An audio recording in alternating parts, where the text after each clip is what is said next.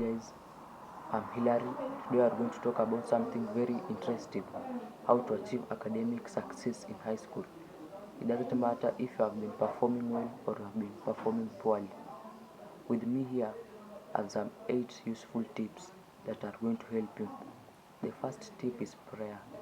What do you mean by when you say prayer? Prayer is starting before you start any lesson or any of your study. Ask God to help you. Without God, there is nowhere you can go. There is no any far you can go, because He's the one who created us and He understands us. So, before you start any of your study, just say a word of prayer. Tip number 2 is discipline. As a student, you must always try to be disciplined. What do you mean by discipline? Discipline is where a student always knows what he's supposed to do at the right time and at the right place. He can work without no supervision of the teacher, and always try to be disciplined. With no discipline, there's no where you can go. You can get that good grade, but with no discipline, no one can accept you. Tip number 3 is your attitude and self-esteem. Your attitude and self-esteem matters much. If you have a negative attitude, from today onwards, try to change your attitude. Always have a positive attitude towards everything, towards your teachers, towards your subjects, and also towards your friends. Always try to have a positive attitude. There is one person who said, you can't have a negative attitude and expect to live a positive life. Always try to have a positive attitude, and your attitude matters your altitude. If you have a positive attitude, you will go far. But if you have a negative attitude, then just forget. There is no success you are going to achieve with that negative attitude. Tip number 3.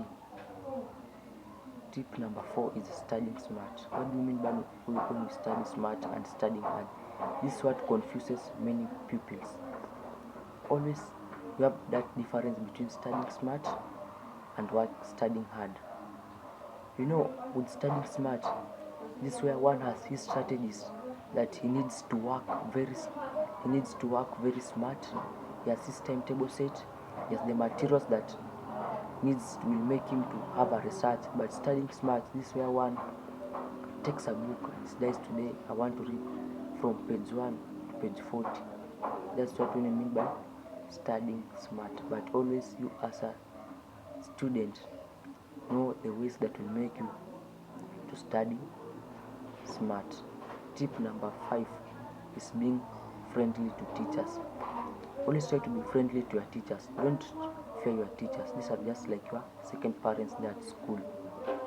If you have not understood any concept, try to approach the teachers. Ask them to help you.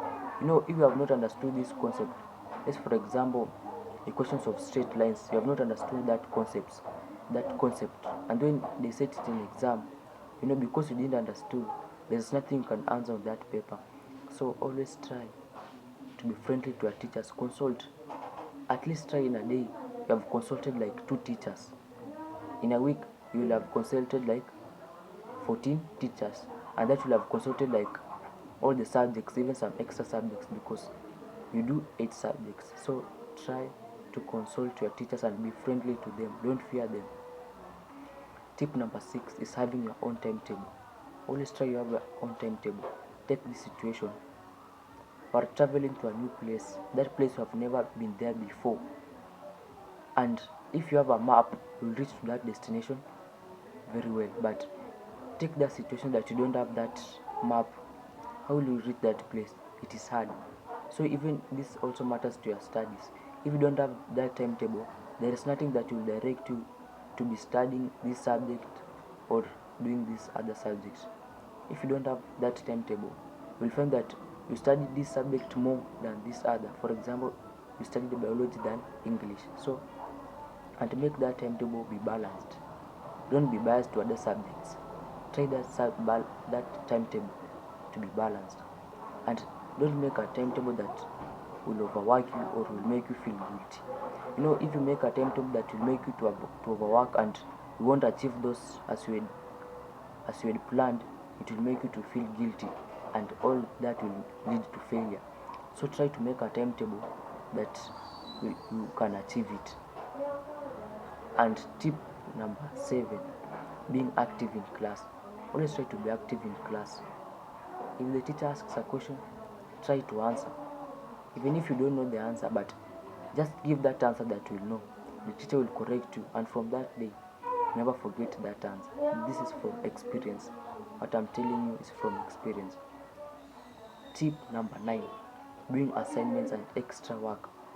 Always try to do your assignments. Do your assignments. If you have been given by assignment by your teacher, always try to complete that assignment. Even if the teacher won't punish you because you have not done that assignment, but try to do that assignment. This assignment that were sometimes given by teachers, that the ones that just appear in our exams, and it will be very bad if you did do that question and you see it appearing in an exam. And always do some extra work. Let's, for example, in a subject like maths. In maths, if you want to be a genius in maths, always do extra work. For example, in a day, do like 5 sums in a day. And these 8 tips, if you just maintain them, they will help you to achieve academic success. And I will leave you with a quote: madness is doing the same thing over and over and expecting different results. So ask yourself, have you ever been mad? And you have ever been mad, try to change.